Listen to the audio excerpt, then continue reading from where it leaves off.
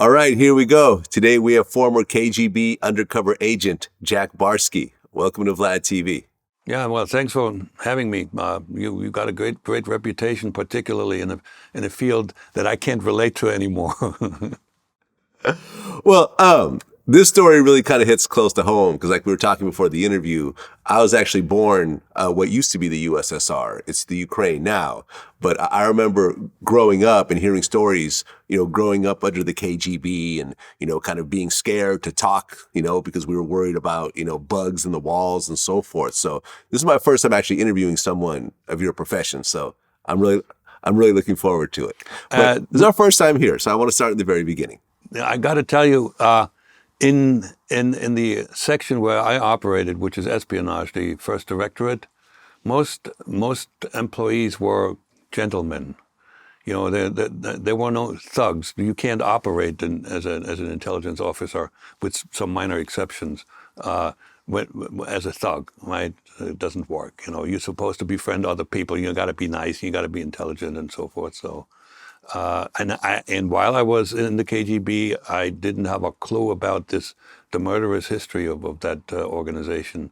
500,000 employees, and a vast majority of them were working against their own people. Yeah. Well, this is our first time here. I want to start at the very beginning. So you were actually born in 1949 in East Germany. Correct. Okay. And I guess right around the time you were born, that's when Germany got, this was after World War II, and Germany got split up into West Germany, which was run by, U.S. and Europe and so forth, and then East Germany, which was run by the USSR. Okay, so this is what happened. I'm born in 1949 in May. I believe in October, sometime in the fall, West Germany became a state. The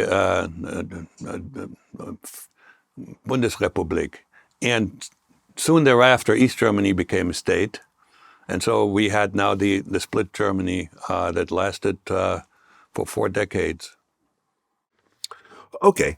And your real name is not Jack Barsky. How do you pronounce your real name? No, that is my real name. I can show you my driver's license. Right. Well, it became your real name later on, but the name you were born with is what? I don't like either name. To me, the names are just labels. But I'm going to answer your question. I hate it pronouncing is Albrecht Dittrich. There you go. Okay. So you're growing up in East Germany, and your father, who's a school teacher, was very much a Marxist and a Leninist. Yeah, I don't know if he was like a flaming revolutionary, so to speak, but he initially joined the Social Democrat Party. And then when the Social Democrat Party joined with the Communist Party, all the communists took charge. So my father then, by default, became a member of the Social Unity Party, which was a communist party. And, in those days, if you wanted to have a career, you better be a party member. And he wanted to have a career. We didn't have a lot of political discussions at home, but he towed the line in school. He became the principal of the middle school where I went to school. And, he taught me in a couple of subjects, one of them, interestingly enough, English. But, whenever he made a statement with regard to foreign policy or politics, he was always towing the line. All right, that's all I know. We didn't have a really strong relationship. We didn't get intimate in conversation or anything like that. He was very, his emotional development was not complete because he was 17 when the war ended. Okay, and when you were in school, you actually joined a communist youth group yourself. Yeah, the Young Pioneers. We were with almost, I don't even remember a single classmate who didn't join because that was a given. You just sort of had to. And that was from first through 8th grade. We had a blue kerchief or a bandana, whatever you want to call it, and the Soviets had a red one. And so we were modeled after the Soviet pioneer organization. And then once we went to 11th through through college actually, we then advanced to the Young Communist League. That was the youth organization, which sort of was a springboard into becoming a party member. But again, almost everybody joined that group, and only about 20% of those would join the Communist Party. Okay, so you graduate school, then you go to the University of Jena. Yeah. And then I think in 1969, you get approached by someone from the East German secret police. No. See, I thought it was East German secret police for a long time, but having done some research, I now know that the KGB had volunteers among German nationals. And I am now reasonably sure that he was not Stasi. He was not East German secret police. He was just one of those volunteers.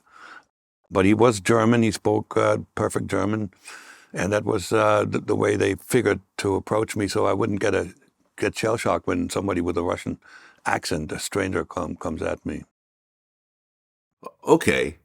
And then I guess by 1970, that's when you were actually having conversations about joining the KGB? The conversation started right away. So he, when we spoke for maybe 20, 25 minutes, he asked the one question that indicated to me that it might get interesting. And so he asked if he was talking with me about my career ambitions, and he then asked the question, could you see yourself working for the government one day? Well, that's an indirect question, but I pretty much knew where he was going with this, and I said, yeah, but not as a chemist.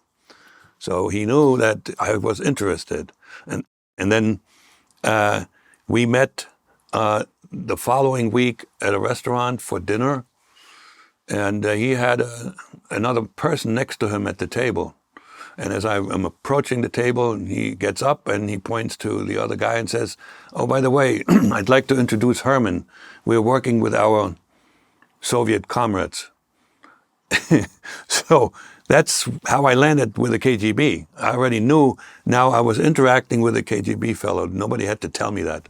Okay. So then at one point, they talked to you about being a KGB undercover spy overseas.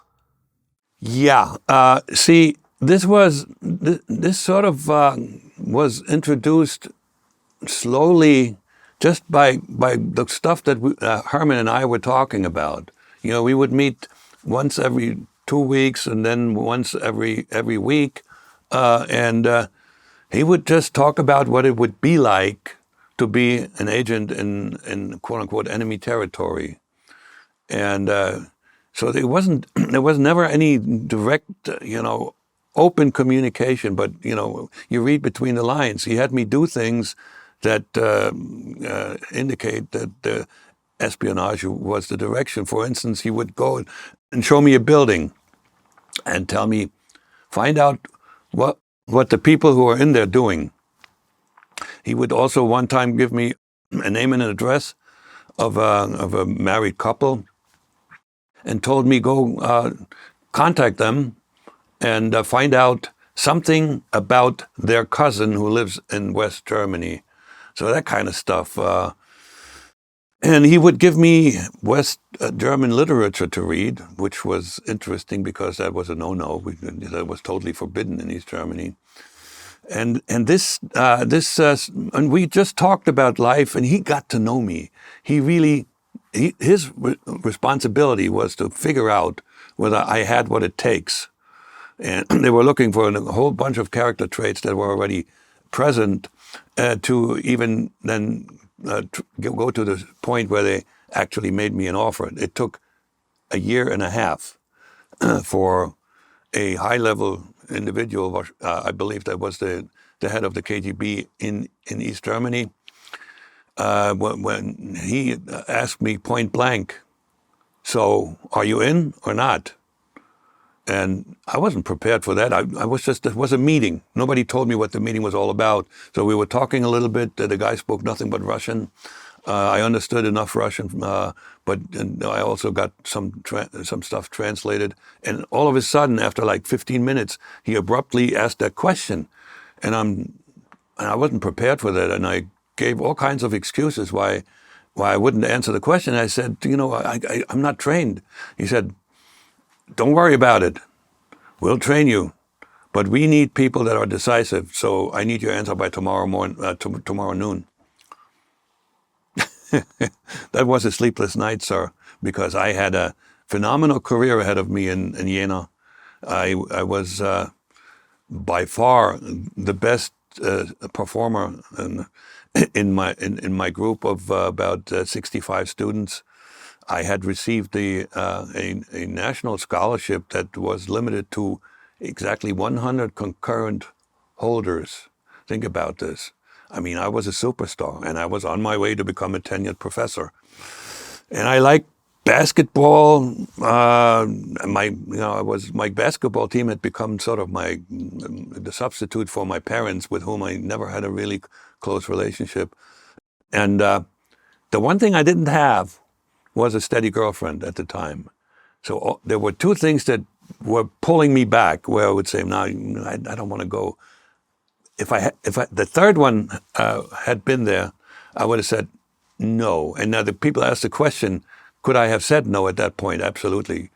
You don't force somebody into that kind of service. That doesn't work. The first chance they get, they'll defect.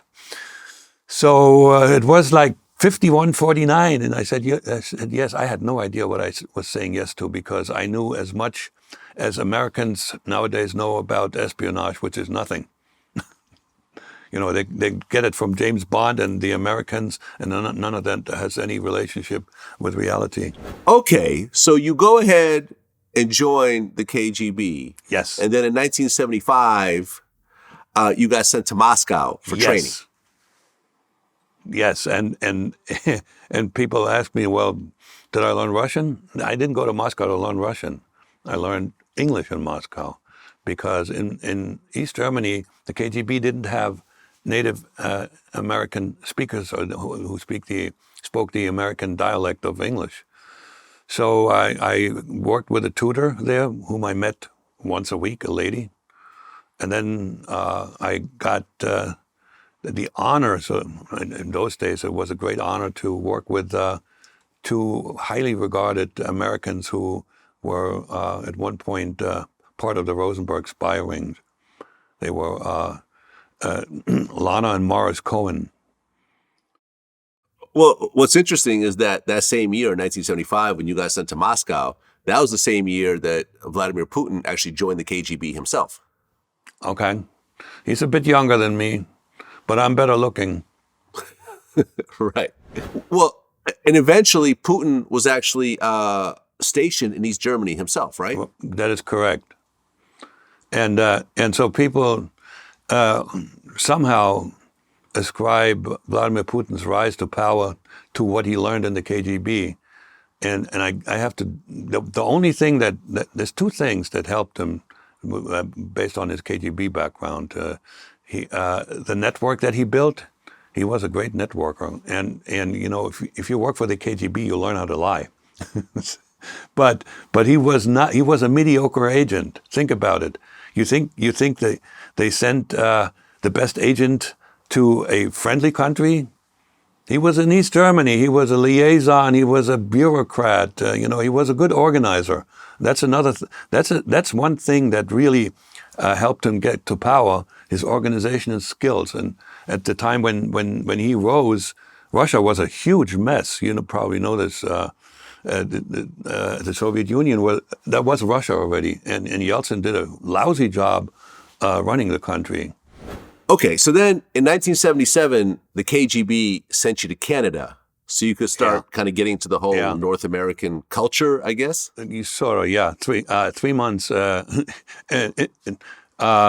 Strangely enough, I spent most of that time in Montreal.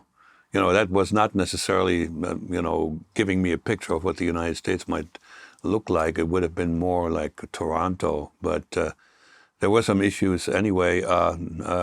3 months, I certainly, one thing that that it did for me was it took the sting out of going to the United States cold and being overwhelmed by the richness of everything, right? So I got used to it. You know, Montreal was a wealthy city then, and it is now, and the difference between East Germany, even more so between the Soviet Union and Canada, were huge. Okay. And then in 1978, the KGB decided to send you to the United States as a sleeper agent. Yes, sir. That was in the fall of '78. Okay. And I guess you were given the alias Jack Philip Barsky. That's not which an I alias. guess was a we stole the identity of a young man by the name of Jack Philip Barsky, who passed away at the age of 11. And so in those days, it was really easy to obtain birth certificates and death certificates just for the asking and the fee you have to pay. You didn't have to give a reason why you want this. You didn't have to give a identification. You just got it, okay? And so one of those diplomats, agents, KGB agents on a diplomatic cover, would wander around in cemeteries, and they found this gravestone that said Jack Philip Barsky, and they got that birth certificate, and that was an original, not forged document. right. And I guess you were like part of the third wave of KGB agents that were Yes. sent into the United States. Yes, you're very well informed. They, based on notes that were smuggled out of the KGB archives, there were 3 waves, and quite frankly, all 3 waves didn't result in much. There was a mythology about us illegals. One of the reasons was, this is the hardest job to do. Okay, no doubt. You're all by yourself and you pretend to be somebody else. And I change cultures and languages. So this is a really hard job. And I don't believe any other intelligence service worked with illegals the same way the Soviets did. Right. I mean, you were basically given, I think, $6,000. No, I was given, And- no. In Moscow, I got $10,000. $10,000. But I sorry. used about $4,000 for the travel, because there was not, you didn't get on a plane and fly to New York, right? No, I went to Belgrade, Vienna, Rome, Mexico City, Chicago, New York. So that cost a little money and time. It was altogether was 3 weeks. Right. So then you were left with $6,000 and an American birth certificate, and you were expected to basically get into America Yep. and establish yourself with this new identity. Right. And that was task number 1 for the. That was the foundation. I needed 2 documents to be able to live and operate, work in the United States, which was a driver's license for ID and a social security card, so I could get a job. And all of these, and the whole idea was that nothing is forged, right? If you have bona fide documents, then you can get entry into any place, really. Even a background check would come up with nothing. So that was the whole idea, to make us as genuine as possible. Right. And, years later, you have the TV show, The Americans, Yeah. where you have these 2 Russian KGB agents, a couple actually, that were doing pretty much what you were doing back then. Yes. One major difference, they were supposedly selected when they were young and put together. That didn't happen. I know this based on interviews that were given by high-level ex-KGB officers that operated in the Directorate S, which is illegals. They were looking at people when they, at roughly my age, in their early 20s, because we were already formed but not fully formed. But you don't know when you work with a child how that child will eventually develop. So that's wrong. The other thing that's wrong is Russians cannot get rid of their accent. You've been in this country for many years. You still have a bit of an accent. You're Ukrainian. That's very similar. So they recruited Germans, and most likely, and that's a guess, folks from the Baltic republics, because our speech instruments are anatomically similar to English and American. Okay, so here you are. You're now in America. You have a birth certificate. You have a few $1,000s. Yeah. And now you have to establish yourself. You have to get an apartment. You have to get a job. And you're also working for the KGB at the same time. So you have to go and do certain tasks for them. No. Not how difficult was that? No? No task in the beginning. Up until I was totally legal with documentation, the only requirement was to get the documents and also familiarize myself with the playground I was operating in. In other words, get to know the streets, get to know the parks, get to know the subway system, because a lot of what agents do is done in the street, like counter surveillance routes or spots where you would deposit a container, which is called a dead drop operation. So I spent a lot of time on foot. And I got to know New York better than most New Yorkers themselves. So that was an absolute requirement. So 2 years, no specific task. Okay. But 2 years later, you finally established yourself. You got an apartment. You got a job. And yeah, you got stable. So what was really your first few tasks for the KGB once you established yourself? Oh, well, let me tell you, establish is somewhat of an exaggeration, because my first job was bike messenger. Right. I had a master's degree in chemistry, but that I couldn't take with me. So I couldn't, like, all of a sudden, apply for a job that requires the skills of a chemist, because they would have asked for proof. I didn't have any. I had no resume. I had nothing. I had only me and a backstory that had me work on a farm up until I went to New York. So a bike messenger still is extremely limited with regard to social interaction. I was supposed to make friends. I was supposed to find people that were possibly material to be recruited. None of that was feasible. I had one task that I was able to do while being a bike messenger, because it had nothing to do with people. In the early 80s, Andropov, who was president, and he was ex-KGB, he was the head of the KGB, became the president. I don't know if in the 80s, in the 80s he was still KGB. He was incredibly afraid, and the entire Central Committee of the Communist Party afraid of Ronald Reagan. They thought Ronald Reagan was going to start a war. So the KGB started this effort called Operation Ryan. And what Ryan meant was that every agent who operated somewhere in the West had to be on the lookout to see if there's preparation for war going on. So I was assigned a military object, a harbor, on the coast of New Jersey. I forgot that installation still exists, and I was taught, by the way, to recognize the kind of ship I would see from a distance. So I had some training to do visual observation, and I was supposed to stop by there once in a while, and I did, and to see if anything unusual is going on. That was a task that I was able to perform. But the moment I joined society, sort of normal society, I had real tasks. And that after 3 years, it was decided that I should get a degree. So I went to college. And that is where I met a lot of interesting people, young people who one day would wind up in possibly very important positions from a secrecy point of view.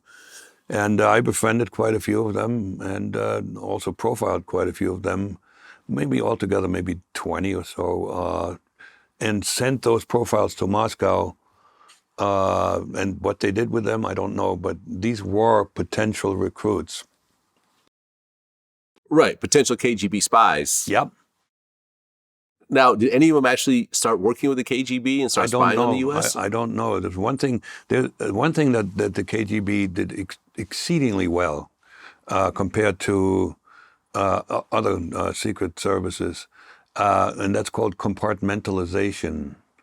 In other words, you get to know only as much information as you need to do your task.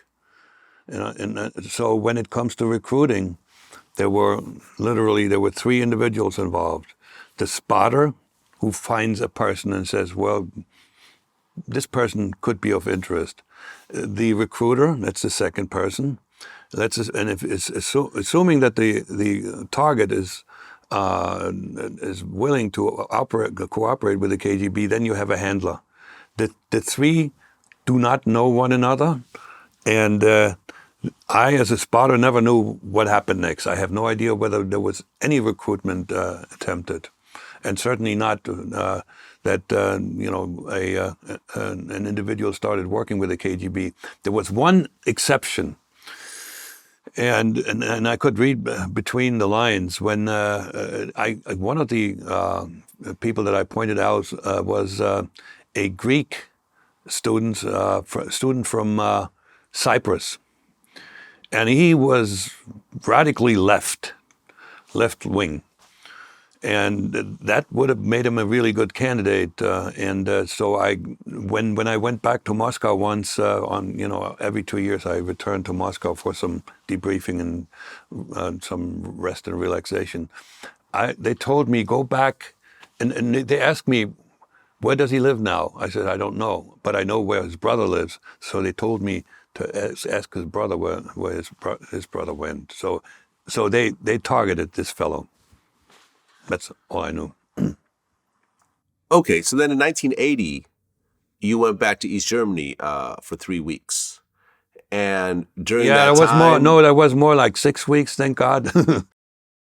Because as a bike messenger, I wasn't an employee, I was a contractor. So I told my boss, hey, listen, this is summer, it's slow.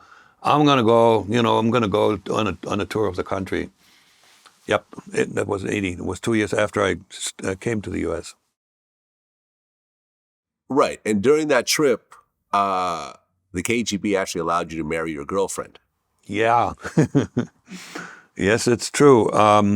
They actually knew of her before they even sent me, but we didn't have time to do the marriage thing and everything. She knew where I was going and who I was working for, but no other details. Initially, they thought they had an idea to send us as a couple, but it turns out that psychologically she would not have held up under pressure. So they eventually, when I came back after 2 years, we got married, and it turned out we also produced a child, right?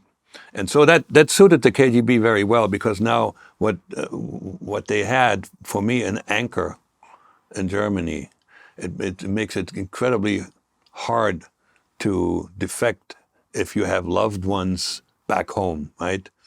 And I loved this woman, and I was crazy about having a son, but over time something else happened. But I don't think we're going to get there right now. Okay, so you go and have a child back in East Germany, and then you come back to the U.S. to continue your work for the KGB, and eventually you move from being a bike courier to working for an insurance company as an IT manager. And your life started to improve and stabilize. Yeah, initially I spent 10 years working as a technician. I did programming and database management, and I was really good at it. And after 10 years, I became a manager. And I was good at that also, but programming was more fun. because I could use logic. When you operate in management, you are subject to a hierarchy where logic is often a stranger. Okay, so then by 1986, you end up meeting a woman named Penelope, Yeah. who I guess was Yeah. an illegal immigrant from Guyana. Yeah.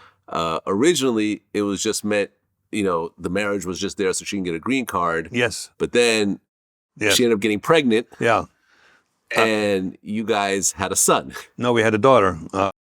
a daughter. With a Sorry. daughter. And let me add something that I didn't put in the book because I don't know, but I didn't know it when I wrote the book, but I found out that this was a pattern of illegals from South America and the Caribbean. They would look for a man, get married in the United States, and then get pregnant. She told me she was on birth controls. I don't think it was true.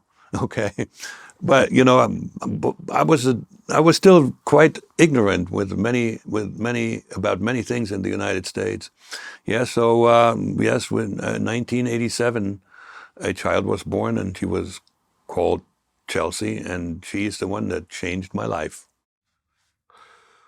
So now you have even more of a double life. Yeah. You have a wife and a son in East Germany, and another wife Yes.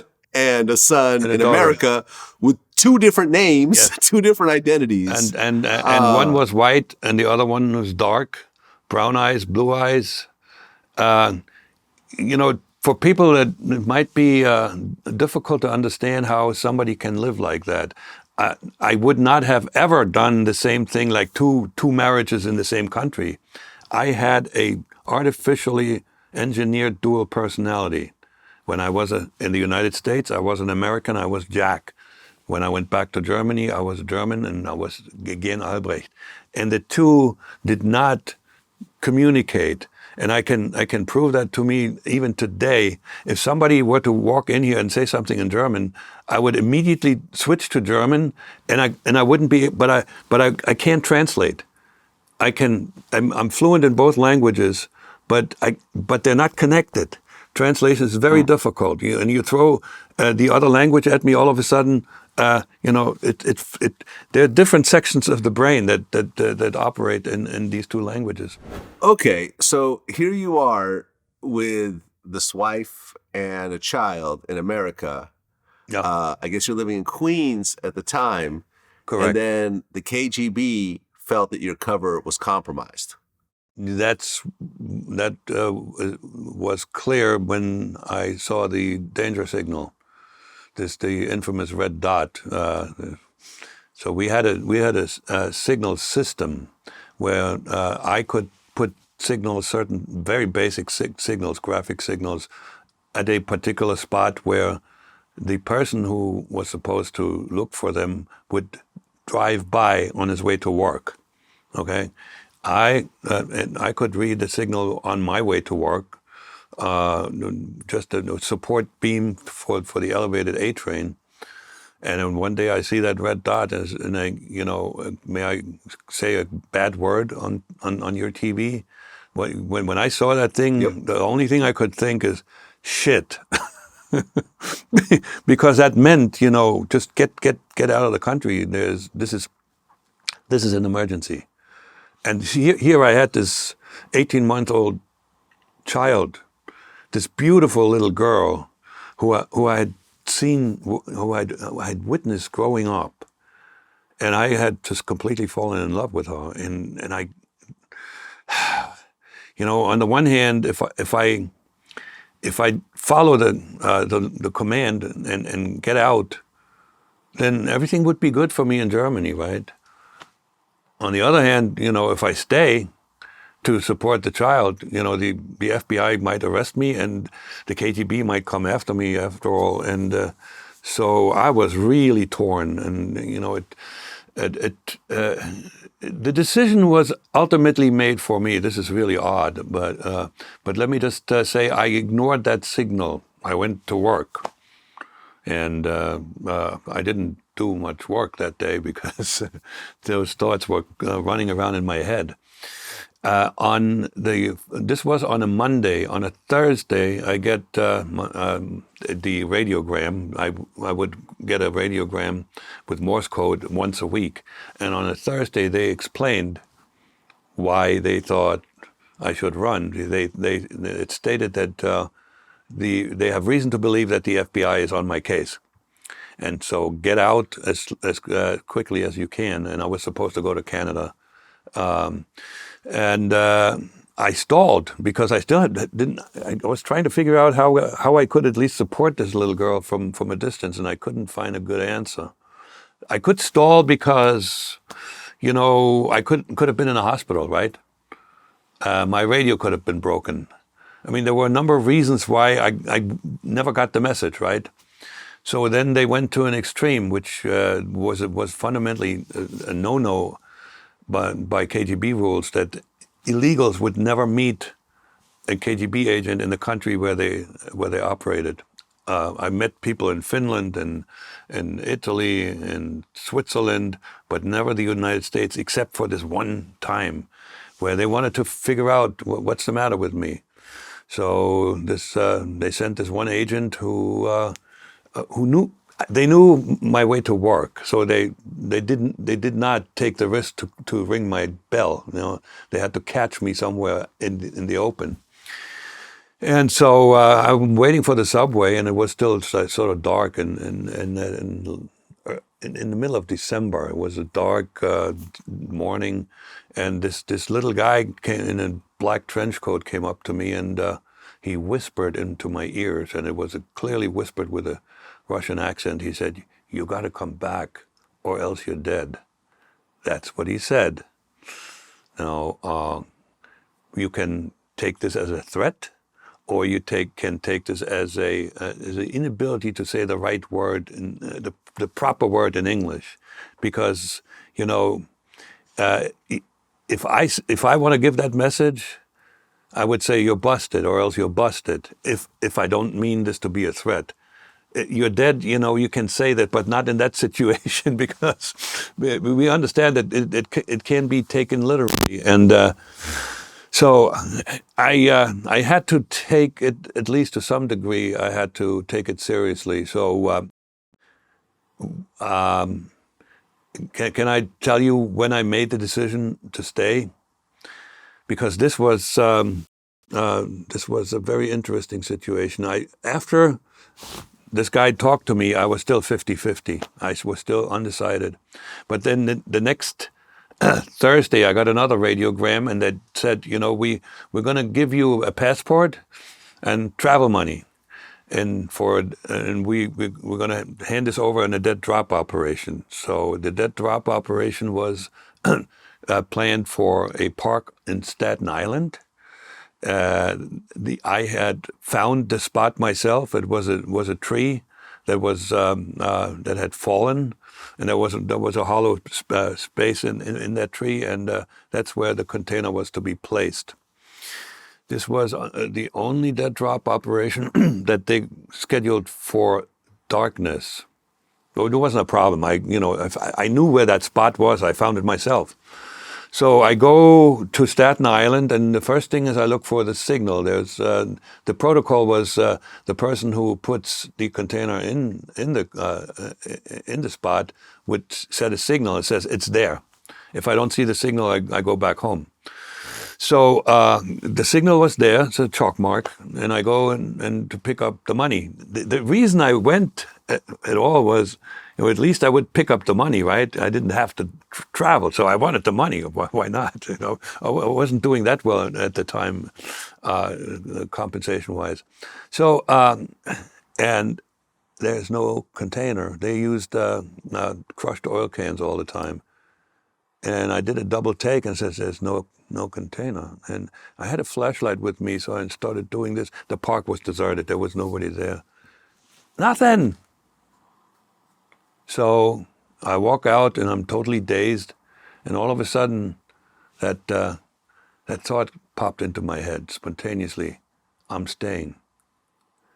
I don't know if you probably know that too, that I am now a believing Christian. And I'm just thinking that God put that into my head. So I have no other explanation. Okay, so you basically decide to stay and not follow KGB orders. That is correct. And you came up with the idea Yeah. to tell your handler that you're HIV positive. Yes, and that is probably the most brilliant, other than pretending to be an American who was born here, that was the most brilliant lie, and I came up with that one myself. Because in those days the AIDS disease was deadly. You would die from it. Period. There was no hope, and the Russians and the East Germans, everybody in the communist camp, were deathly afraid to let people with that virus into their country because the disease was also highly infectious. It's sort of I think AIDS was a coronavirus as well, or is a coronavirus. And and they had no reason not to believe me. First of all, I had established that my track record of telling the truth was tremendous because I, once in a while, told him about a mistake that I made that they wouldn't have known if I hadn't told them. So there's probably an entry in my files as really, really honest guy.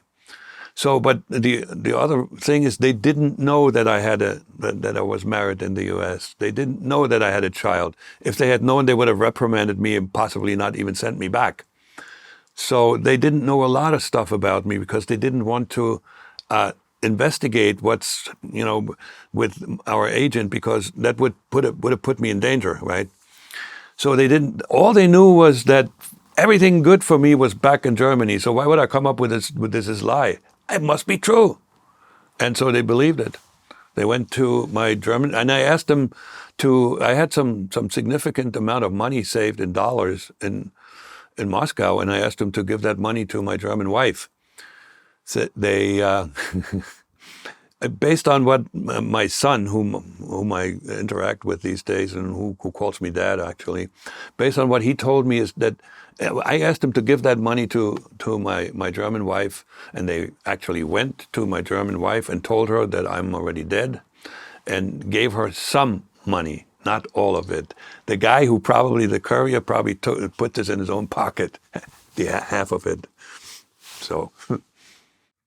Right. And your mother was also told that you were dead. No. The KGB never interacted with my mother. My mother, to her dying days, believed that I was doing space exploration as a chemist in Kazakhstan. And so that was, the Kazakhstan was super, super secret. So you couldn't come visit me. So we interacted with, letters, postcards. And I used pre-written letters. I had to fantasize a lot. And she complained about that I'm not ever answering her questions. But she believed this to the end because when the wall came down and Germany united, she expected me to finally come back, right, from Kazakhstan, right? And I didn't come. So she wrote a letter to President Gorbachev, asked him for help. That letter did not get a response. She also had a friend of hers in Soviet television. They had a program where you could find others that were lost somehow. And where are you? Something was a title, and there's a recording of it. It's on YouTube where this friend of hers who speaks Russian asks anybody who knows something about me, please get in touch with my mother. And nobody obviously did, and I did not because I couldn't at the time because I was. I spent 9 years after I resigned from the KGB before the FBI found me. So, and my mother passed away not knowing what happened to me. Well, you'd already touched on this. So in 1989, the Berlin Wall came down. Yeah. And Germany got reunited. Yeah. And then 2 years later, the USSR fell. Yes. That was 1991. Right. But then in 1992, a KGB defector Yes. in Great Britain named Vasily Vasily Mitrokhin. Mitrokhin. Yes, sir. Tell me what he did. Mitrokhin was an archivist in the KGB archive. He was in charge of moving the archive to Yasenko, which was the new place for the KGB. They moved out from the Red Square, Lubyanka, and so he was in charge of moving the archives. Then the Yasenko was in the suburbs, and he had started. He had developed a huge hatred towards the Soviet system. Partially, one reason was that his son was ill, and in the Soviet Union they couldn't treat him. I don't know what the disease was, and he tried to get him treatment in England, and he wasn't. That was not allowed. But then he also was curious, and he read some of the notes, and he found out what an evil organization he was employed by. So he figured out the only way that he could do damage to the KGB and the Soviet Union is, get as much information together and eventually move it to the West. So over a period of years, he would smuggle handwritten notes, little pieces of paper, out in his underwear or in his shoes, and then he put it in a container, buried in his dacha, and then he transcribed it with a typewriter. Eventually, sometime you said in '92, he showed up first at the American embassy in Moscow on a weekend. And I guess they had the second team on a weekend because the guy that he spoke with did not show any interest. He figured that stuff is old, who cares? That was probably eventually, I think, a career-limiting move, because Mitrokhin then went to one of the Baltic countries and went to the British embassy there. And when they heard what he had to offer, it was several suitcases worth of notes, they said, "Come on in, let's have a cup of tea." And amongst those notes was a little bit of a short notice that there is a individual by the name of Jack Barsky who is an illegal and lives in the northeast of the United States. That's all that was there, but that was enough to find me. Right. But 1994, the FBI actually found you. They found me, yes, but they didn't. 94, 88, 6. It took, and then they took 3 years to watch me and investigate me. Why? Because all they knew was that yes, I was an illegal, and yes, I was well trained.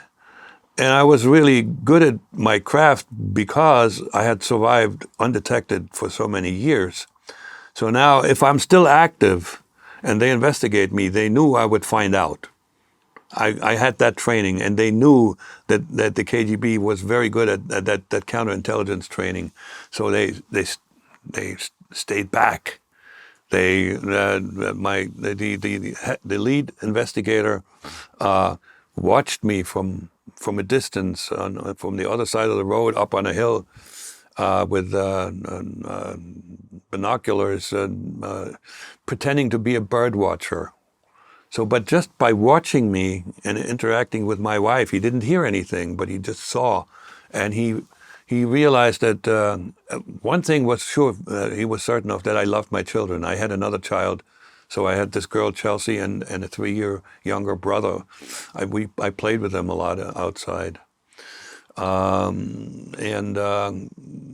Then it was a moment when they determined it was time to introduce themselves. But one other thing I need to say, that the reason why they were also so careful, it was at a time when there was a mole in the CIA by the name of Aldrich Ames. All they knew at the time, for a long time, that whatever the CIA was planning and trying to implement, in the Soviet Union and Russia failed. There were a number of assets, collaborators with the CIA and the Russians that were actually executed. And they were scratching their heads. They had no clue who was it. And eventually, and by the way, I'm friends with a guy who actually put the handcuffs on Aldrich Ames. But that's a sidebar. But the reason that they were so careful with me that it was possible I was running that agent, right? And then it was possible I might have run another one in the FBI, because there was also a mole in the FBI. So, but here's the thing: when they bugged my house, okay, they put a listening device in my kitchen, and that helped them to get my confession on tape. We had an argument with the wife, and she never trusted me. She always thought I was. I was having affairs, and I was just like, she was paranoid in that respect. And in that argument, I decided, I'm going to make clear to her how much I risked to be with her and our daughter.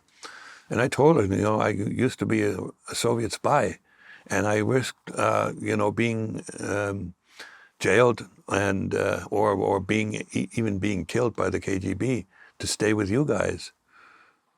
Well, while I was saying this, there was somebody in the FBI office listening. So, and that's when they decided it's time to say hello. Right. So 1997, you're driving home, you get pulled over by a state trooper. Yeah. But it was really the FBI. It was, they rented a state trooper that told me afterwards. They asked a state trooper for assistance. So he was a real one. I had to cross the Delaware River, and there was a toll bridge, and I put 50 cents in, and he was on the other side, so I was literally standing. So he said, "Could you please move over? This is a routine traffic stop." I said, "Okay," and then he said, "Could you please get out of the car?" Which kind of odd, routine stop, just driver's license registration. That would have been enough, no? But anyway, I still had no clue that danger was coming. And there's this fellow who's coming from my right side, slowly towards me, and then he holds he has this foldable ID. He showed it to me. I didn't even look at it. He said, "FBI, we would like to have a talk with you." And he later would tell me that I got white as the driven snow. All blood left my head. Right, because by that time, you had been an agent for 20 years. Yes, I had forgotten that I once was a spy. I was like a petty bourgeois individual living the American dream. I had become the American that I was supposed to become. I didn't care about Germany that much anymore. This was my life. And all of a sudden, they bring all my past back, and this was a big surprise, because I knew that they hadn't found me. I knew they wouldn't find me ever. However, I didn't, take into consideration that there are defectors, and that's how and let me tell you something. If Vasily Mitrokhin were still alive, I would get on my knees and thank him for what he did, because, in the end, it all turned out the right way. Well, I mean, at that point, though, when you first get approached by the FBI, I mean, you're a KGB spy in America. Right. I mean, that could mean life in prison. Yes. It could potentially mean torture. No, I was told by the Soviets that the Americans treat their prisoners much. Okay, they didn't say much better. They wouldn't go that far, but they treat them pretty well. I remember this one conversation where one of the guys was telling me that, and he said, they might slap you around a little bit, but other than that, torture, they don't do that. But jail certainly was a threat, for sure. Right, but there's also places like Guantanamo Bay that, they take people out of the country if they have to do kind of more serious torture type activities and so forth. True. That I was not aware of. And then I've my entire life, and even today, I've always been an optimist. So I always figured out somehow I'll get through. So I did not engage in negative thinking and all the bad things that could happen to you, because if you do that, you're filled with fear, and if you're filled with fear, you make mistakes. Period. So I didn't think about that stuff. I didn't investigate what bad things could happen to me. But jail was clearly part of was an option. Okay, so the FBI arrests you. No. And you start to fully cooperate with them. Exactly. At first, I had to do something to make them like me. You treat people you like better than people you don't like. So, and it just popped into my head to break the ice. I asked them, "So what took you so long?"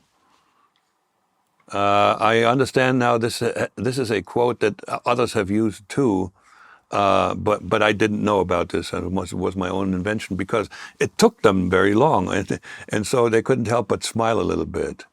And then when we finally got to the motel where they conducted the first interrogation or questioning or interview, whatever you want to call it, I volunteered the following statement. I said, I am fully aware that the only way for me and my family to get out of this situation relatively unharmed would be for me to fully cooperate, and I have no reason not to.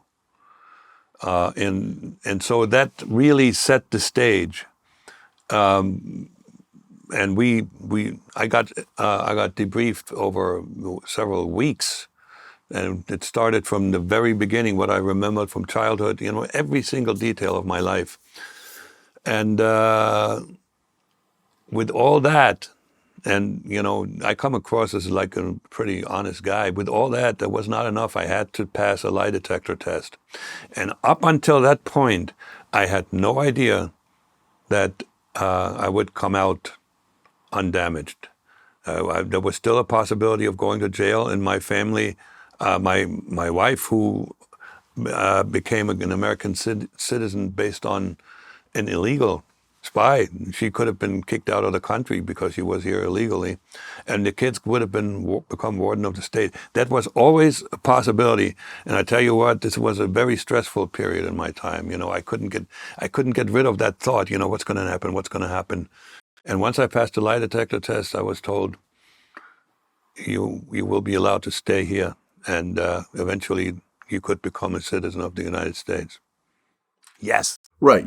You weren't actually charged with any crimes, and you were given a U.S. passport and a citizenship, and you actually got to keep the Jack Barsky name. Yes, sir. Because I guess that the parents of the child who died agreed to allow you to keep his name. Yes, they did. They were asked if that would be okay with them. Now, that was it was not legally necessary. There's no copyright to a name, right? But it was the right thing to do, and they were patriotic, good Americans, and they understood why. Because if I had to change my name back to what it was in Germany, which would have been not really recommended because no Americans can pronounce this. My daughter Chelsea changed her last name to Dittrich. She calls it Dittrich. So if I had to change my name to some other name, our lives would have been extremely disrupted. I would have had to explain to my job, why am I changing my name? I had a mortgage, I had car loans, and kids in school. I mean, we decided, no, that's not a good idea. The only way that would have worked if they would have put me in a witness protection program, moved me someplace in Utah, and for me to start all over, that would have cost the United States a pretty penny. To set somebody up like that, it's $1 million or something. So yeah, I got to keep the name. Well, and then in 2015, you actually go on 60 Minutes. Yeah.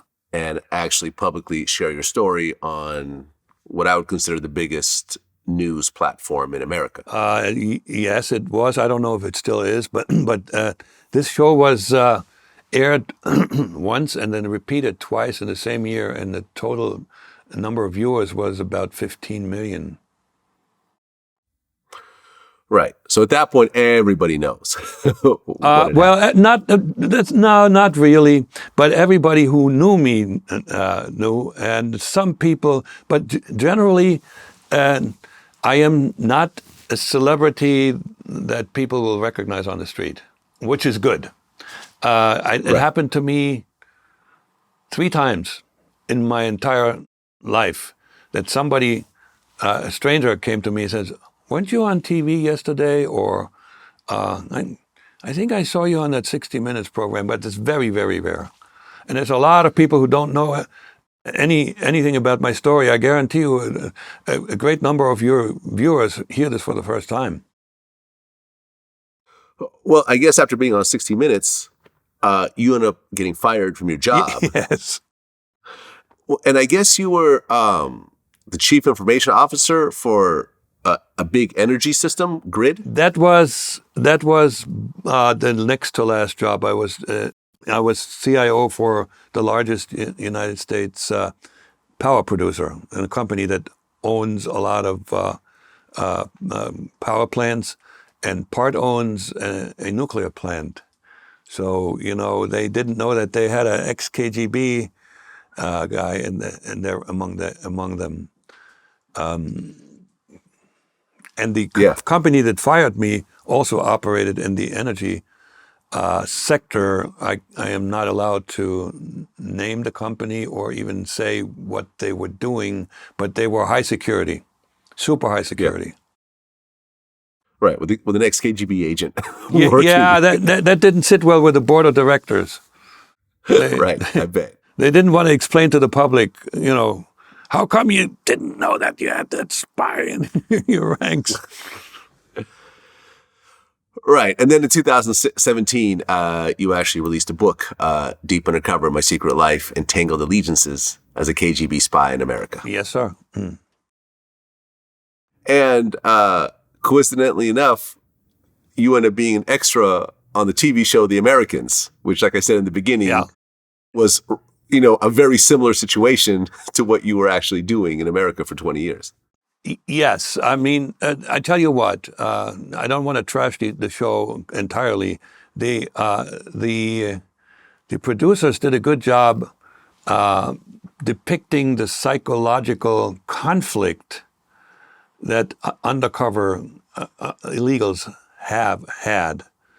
And I could relate to that. In The Americans, the wife is the radical. The husband is getting soft and getting used to the American way of life. So this is really well done. But with regard to the activities that they were engaged in, they would have been busted within a month. As an illegal, you never ever run around in a disguise, because if somebody still knows that it's you, and they know there's something really weird, either he's cross-dressing or something, or there's something wrong with this guy, and they were also incredibly good at everything that a spy could possibly do, including killing, poisoning, picking locks. They just were super spies. And on top of it, they ran a travel agency and had 2 children. That doesn't work. But it's a good show. I watched every episode because when they found out that I was that I was the real deal, and they were very happy with the fact that the FBI had bought the house next to me to take a closer look at me, because they have in their script FBI as a neighbor of the spy couple, and so they invited me, and they showed me around. We did a table read. You know what a table read is? When the actors sit around and they just read their part. So I got to see I forgot her name, the young lady in person, the pretty one. So and then they got me back as an extra, and I didn't have a speaking part. I was just standing around and looking like a fierce KGB spy. Well, we talked about in the beginning how you never looked at the KGB as a group of thugs and, No. and so forth. But the reality is the KGB was a very fearsome organization. I mean, I remember reading about how at one point a Russian plane was hijacked by some terrorists, and the KGB found out who they were, and they ended up chopping up their bodies and sending their body parts back to their families. My family was terrified of the KGB. Yeah. I remember, I clearly remember as a child, I would say something and my mother would be like, shh, and she would point to the wall because she thought that the walls were bugged. Yeah. Torture Yeah. in USSR with Yeah. the KGB was not uncommon. Right. Murder was not uncommon. So was there, once you got caught and then once you went public and wrote books and did Right. 60 Minutes, did you ever think, okay, at one point they might just kill me or they might just kill my family or do something to me in retaliation, because you did make that organization look bad? All right. So I discussed it with the FBI, and we both came to a similar conclusion that the chances of me being harmed on the territory of the United States or in Western Europe were extremely low. There's a number of reasons. A, I wasn't a Russian. Okay, I didn't betray the motherland. You probably know that betrayal of the motherland is punished by death. I wasn't a Russian. I didn't even betray the Soviet Union because sort of. I did not defect, right? I just resigned. And number three, that anybody who might have had a personal animus towards me, I worked with people that were older, so most likely when I became public, nobody who I worked with was still alive, or if they were pretty old. Having said all of that, the danger is not zero, because as you probably know, also more than most journalists that we hear these days, Vladimir Putin likes to scare people. He's in for the effect. So for that reason, he doesn't mind if a FSB or SVR agent is caught in the United States. He actually enjoys that simply because I get asked the question, how many more of those are there? And quite frankly, there are probably quite a few. He doesn't care about collateral damage. So, and getting back to scaring people. So if you offered me $1 million to, let's say the war is over or it's pre-war, and to take a trip to Moscow, I would say, thank you, no, I will not do that, because accidents are easily arranged, and in that case, Putin wouldn't have to even say a word with the unspoken messages. We get you even after so many years. But doing this here, or doing this in Germany, or doing this in France, is extremely complicated, and they don't have enough of these teams that can go and assassinate people in a foreign country. Even the best, the GRU, the ones that try to poison Skripal, were actually acknowledged. They were found. They left a trace, so to speak.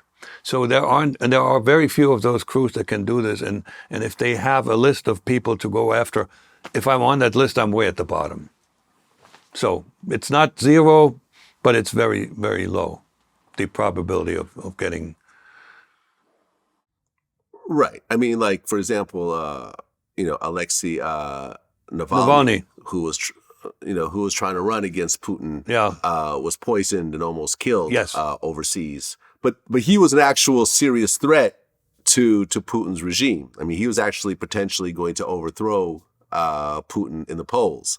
But yeah, I mean, I remember at one point, I didn't go back to Russia until just a few years ago. Uh-huh. I'd been gone more than that. I mean, almost 40 years by the time I felt comfortable enough to go back. And, I know when I went back and I visited Moscow and I visited St. Petersburg, there was a lot of paperwork I had to fill out to prove that I didn't, because I was a Russian Jew, so we were allowed to come over legally, but we had to go through all this paperwork to show that I didn't escape. I didn't somehow, do something illegal in order to leave Russia, because they knew that I still was born in what used to be the USSR. Yeah.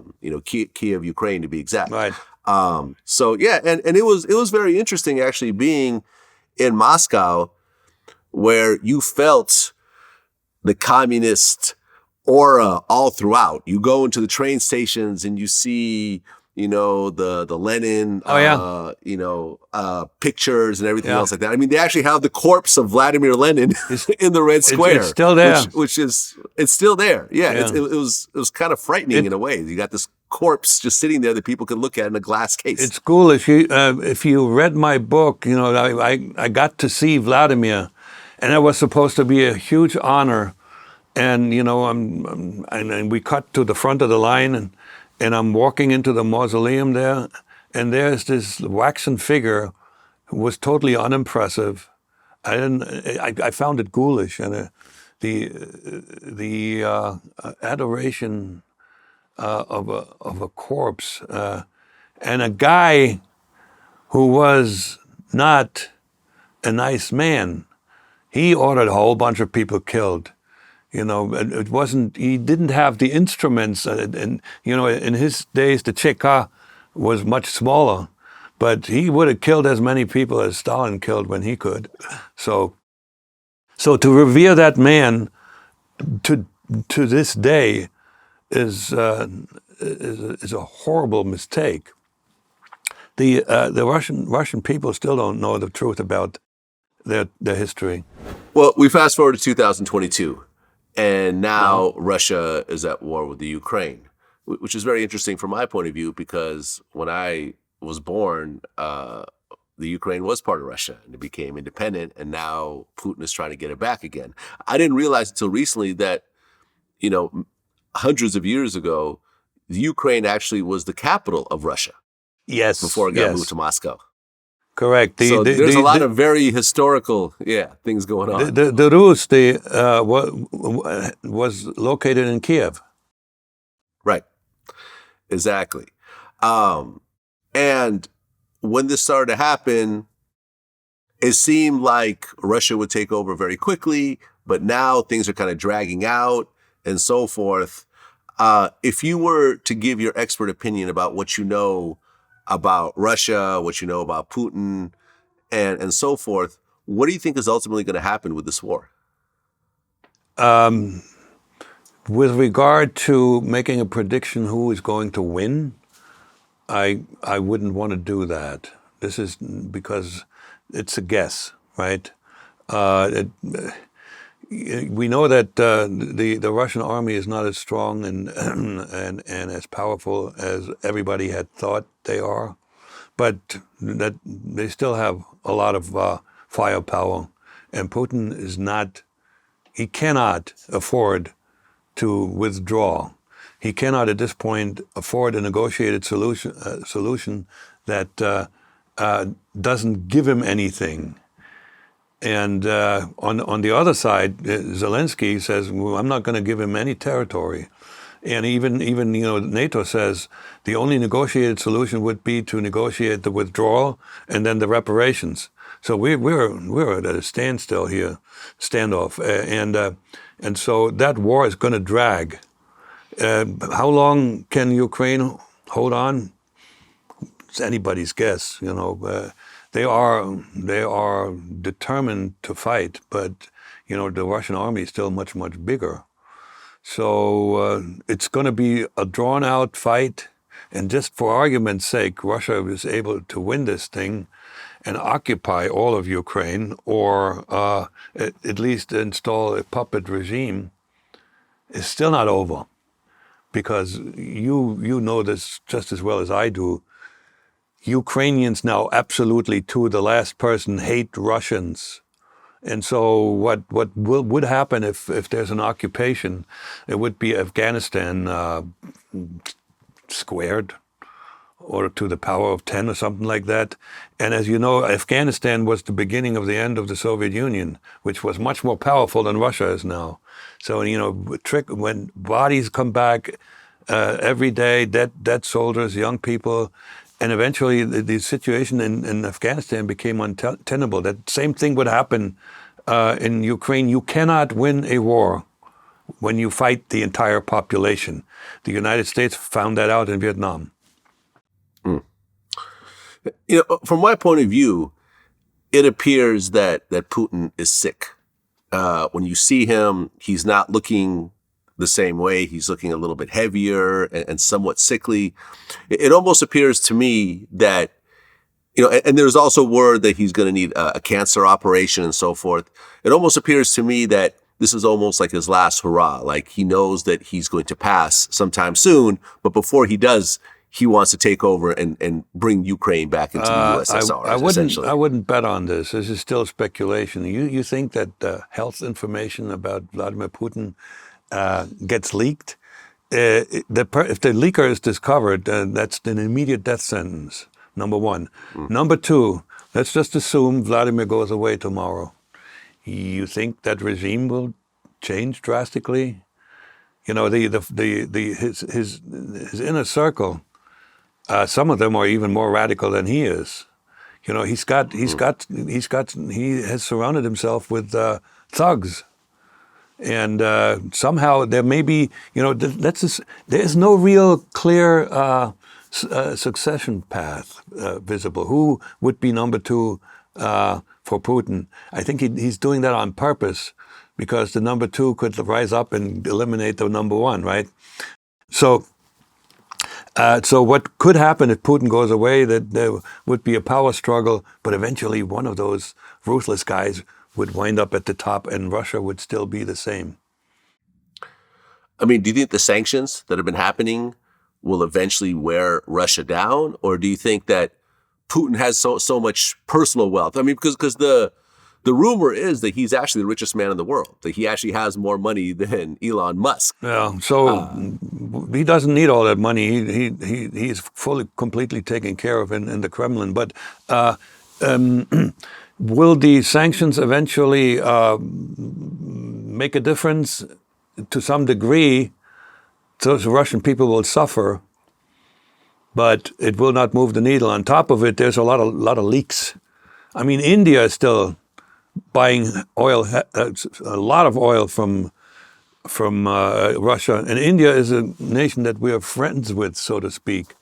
China is exploiting this. So Vladimir already has increased his revenue from oil and natural gas over before the war started, because the prices went up. So yes, the boycott will impose hardships on the Russian people, but that will give Putin just more ammunition to tell his folks that, you know, he's waging a war against the West because the West was ready to take over. That's the narrative. And let me just tell you why I believe that this narrative will hold, and the majority of the Russian people will believe it. Juxtaposition. Hitler took power in Germany in 1933, and the Hitler regime went kaput in 1945. Hitler had exactly 12 years to brainwash a nation that was highly civilized, very well educated. And when the Allied forces occupied Germany and started denazification, it was very hard to get that Nazi-type thinking out of the people's minds. And with some folks, they still believed that Hitler was right and he was doing a good thing. Putin had 22 years. Enough said. Well, and here's my last question. Growing up in the 80s, Yeah. there really was, I felt, in America, a legitimate fear of a nuclear war. Yes. I remember being in elementary school, and there was a TV show called The Day After, which talked about what would happen if a nuclear war started. Yeah. There was the whole situation with the Cuban Missile Crisis. Yes. Where we were close to a nuclear war. Russia had put some nuclear weapons in Cuba, very close to Florida. And there was ultimately a de-escalation.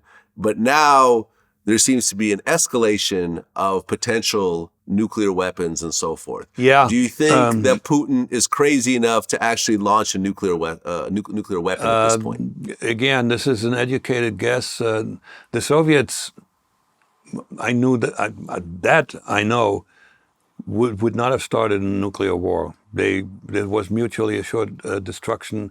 The Soviet leadership were ruthless, and they were, dictatorial, but they were not suicidal. Okay, so Vladimir Putin and his gang, they're not suicidal either. So I think the threshold for him to use nukes is very, very high. He might use a tactical nuke, but not one of those intercontinental missiles that destroys a whole city. This is one of my favorite gripes right now with regard to the propaganda regarding that war. Now, Putin, we just discussed, he's scared. He likes to scare people. He makes big speeches and threatens the West, blah, blah, blah. That's his MO. But Americans are doing the same thing. And this is grandstanding. This is putting politics into policy. To call Putin a war criminal, what does it do? Does it move the needle one way or the other in favor of Ukraine? No, it doesn't. It makes a lot of noise. It escalates the situation, and eventually in the situation of the tension becomes bigger, and in a situation like that, there's always a possibility of a mistake. And that is what I'm really worried about. There was in the 80s, we got very close to one of those mistakes when a nuclear submarine, Soviet nuclear submarine that was outside of Cuba, deep. The Americans tried to make it come up, and they launched a deep charge, which typically, that it's not good for a submarine. And there were 3 people that had to vote as to whether this was considered an attack that would justify launching a nuke to the United States. And one of the 3 was actually one that could veto it, and he did. The other 2 were going to launch. We got that close, Wow. and that would have been a mistake. Wow. Okay, and that's what I'm afraid of. That's what I'm really afraid of, because once you get one, it goes back and forth, and nobody can win this.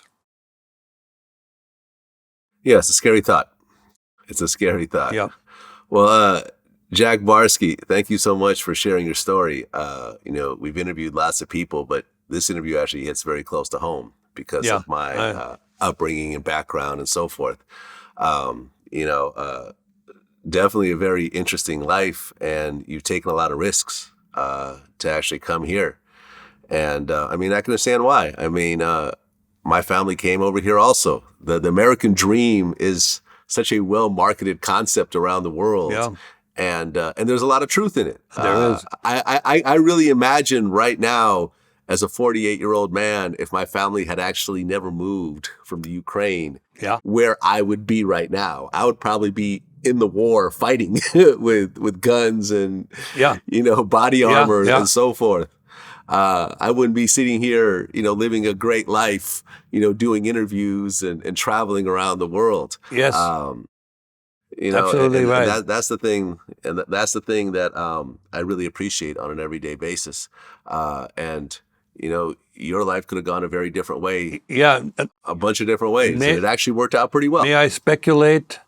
I have reason to believe that my life, if I had not joined the KGB, would have had a miserable end game, and I tell you why. So I was a member of the party. I was very active in the youth movement. The leadership of the university actually tried to recruit me to become initially the deputy leader of the Free German Youth at the university. That's a political position, and it was standard that after the lead guy resigns, the deputy becomes the leader. So now I'm out of science. I'm now in politics. Most likely I would have wound up in the government. And most likely I would have found out what some of my friends found out, that, for instance, I have a friend who operated in the planning commission, and she knew that everybody was lying. The numbers were all doctored. I would have found out that this is not quite right. And all of a sudden, you're now in a situation where, what do you do? Opposition to the government would have been impossible. You wind up in jail.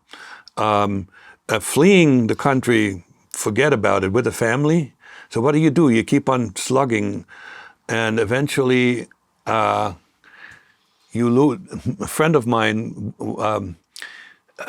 he lived that kind of a life. He became the head of the forgery department for the Stasi. So he actually was a Stasi member when the wall came down. And guess what happens? You realize, oh my God, if you're honest with yourself, I served the wrong cause. I wasted my life. He's not a happy camper. Also, his pension is cut in half because he was ex-Stasi. So I would have wound up in a very similar situation, like stranded with nothing positive to look back on. I have a lot of positive things since I decided to stay here. So there's a little bit of redemption involved here. There you have it. That's a great ending right there. Thank you. Well, Jack Barsky, appreciate your time. Wish you all the best. Thank you. Thank you very much. Until next time. Peace.